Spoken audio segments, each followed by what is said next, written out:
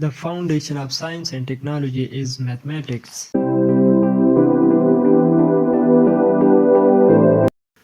One of the most important branch of maths is trigonometry.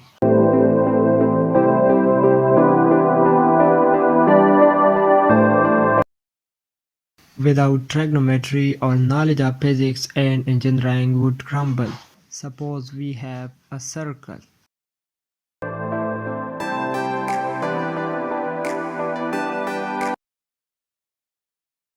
Suppose we place this circle around the center of the graph. Suppose that the radius of the circle is 1.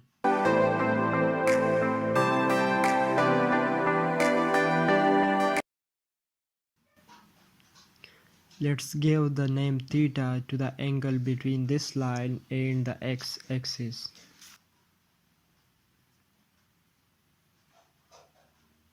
Let's always measure theta from the axis in the counterclockwise direction.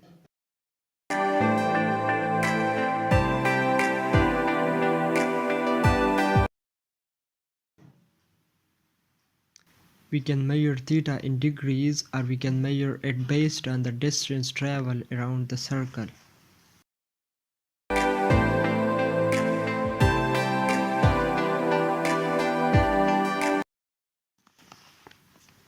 If we travel all the way around the circle, the distance traveled is equal to the circle's circumference, which is pi multiplied by the diameter of 2. When we measure theta based on the distance traveled around the circle, we say that we have measured theta in radians. For each location on the graph, the green ball traveling around the circle has an x-coordinate.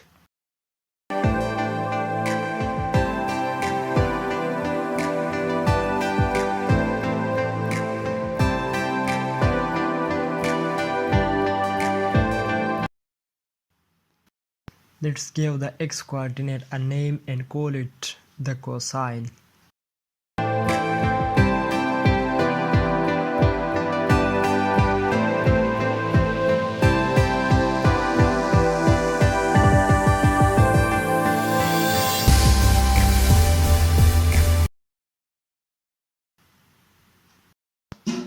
For every value of theta, we will refer to the x-coordinate as the cosine of theta.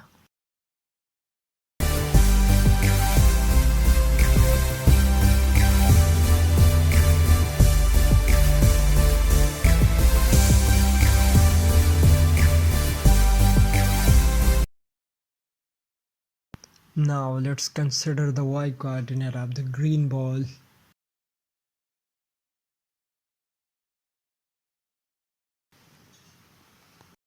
Let's also give the y-coordinate a name and call it the sine of theta.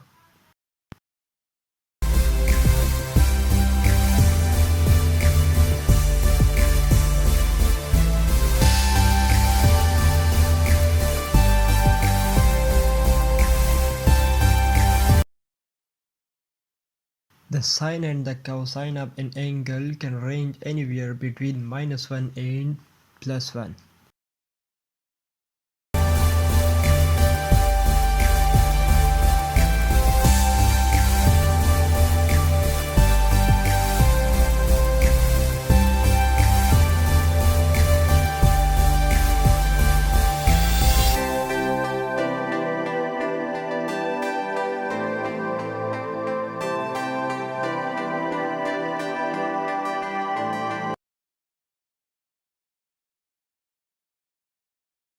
Consider the triangle that is made with the x-axis.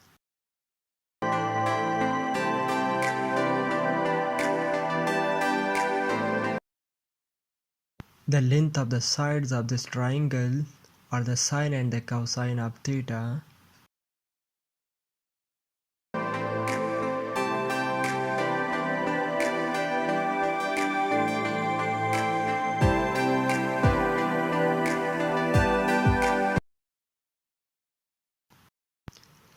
As the triangle grows, all the lengths of the triangle grow by the same proportion.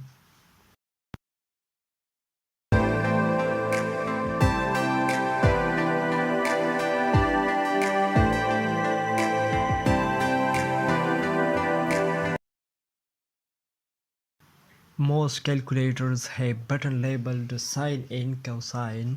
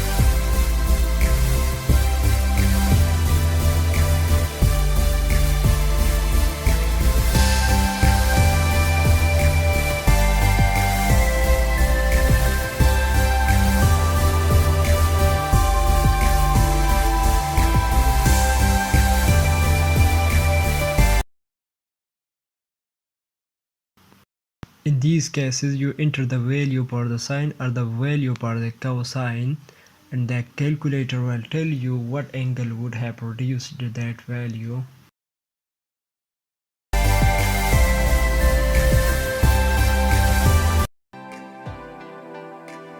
Sine and cosine are the two most important functions in the mathematics. They allow us to solve the most critical problem in all branches of physics. Consider flying an aircraft.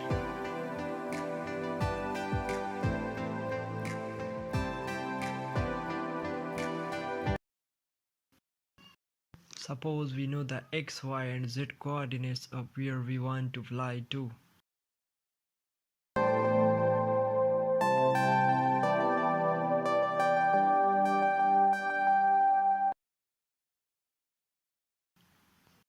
The inverse sine or the inverse cosine button on a calculator will allow us to calculate the angle we should fly at.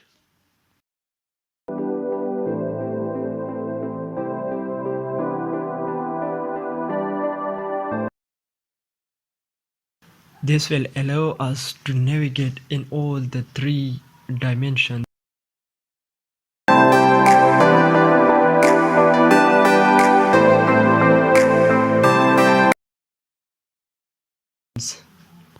So far, all the triangles we have encountered have had a 90 angle.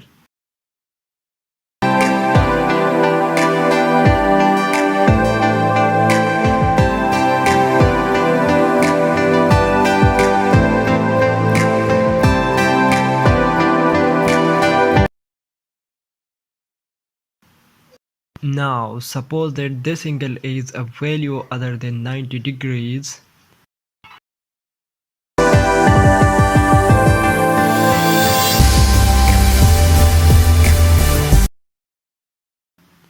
This relationship is always true for all triangles.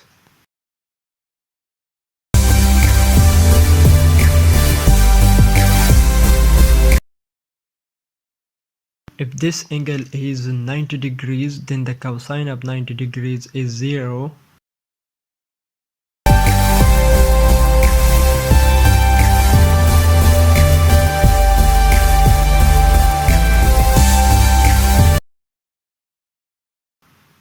The Pythagorean theorem is actually just a part of this more general equation, which we call the law of cosine.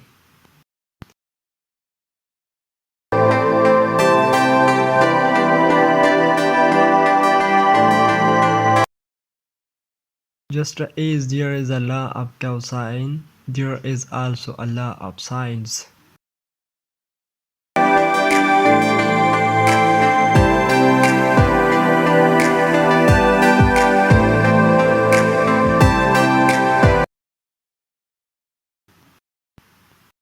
The law of sines is also always true for all triangles.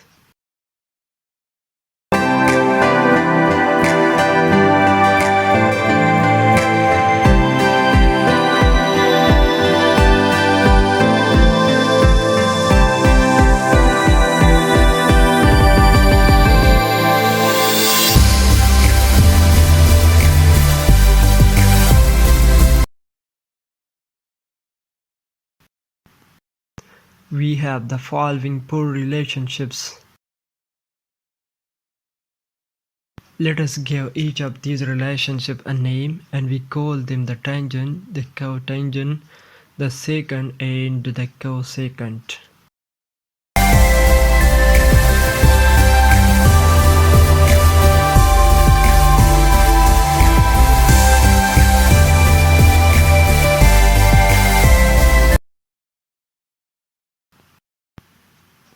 We started out by saying that theta is the angle from the axis in the counterclockwise direction. If we go around the circle more than once, the angle can be greater than 360 degrees.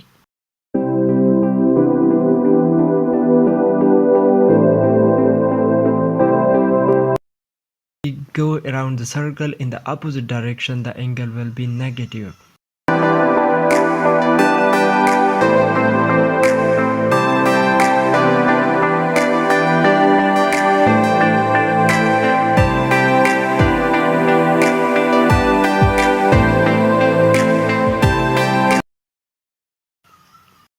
We also said that instead of measuring theta in degrees, we can measure theta based on the distance traveled around the circle.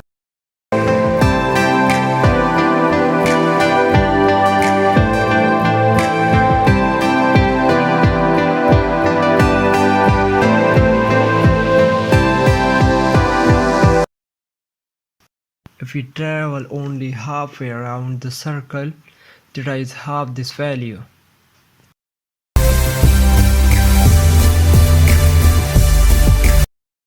If we go around the circle in the clockwise direction, theta will be negative.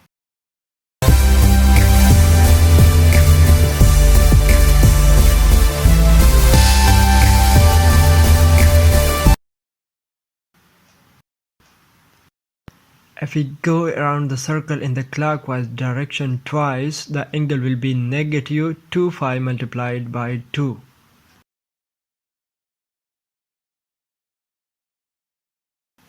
We have an x-axis and a y-axis.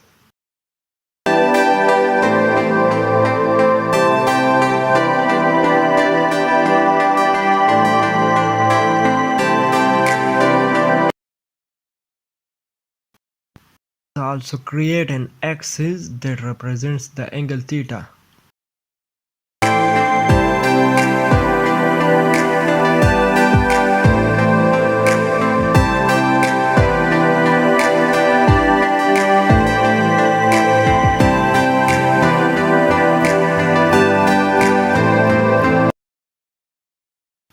The angle theta can range anywhere between negative infinity and positive infinity.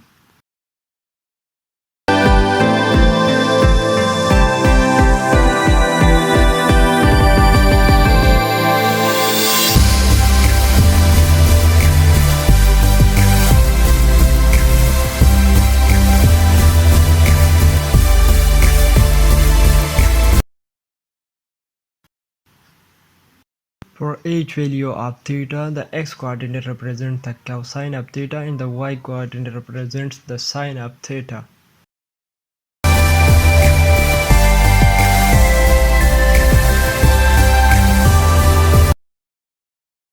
The green line rotates by the angle theta.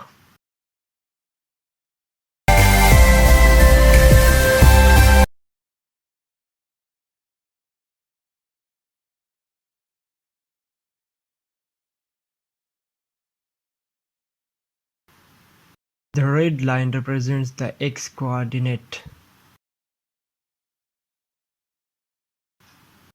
The blue line represents the y-coordinate.